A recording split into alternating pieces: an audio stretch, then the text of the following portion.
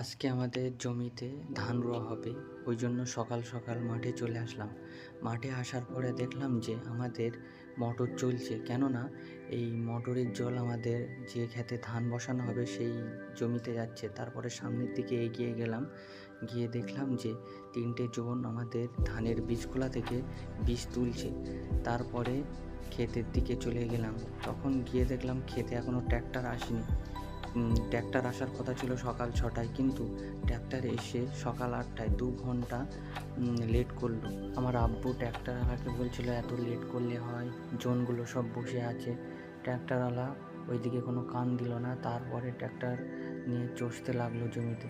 খুব সুন্দরভাবে জমিটা চষে রেডি করলো। রেডি করার পরে জনেরা সবাই খেতে নেমে পড়লো। নামার পরে জমিতে ধান লাগানো শুরু করলো।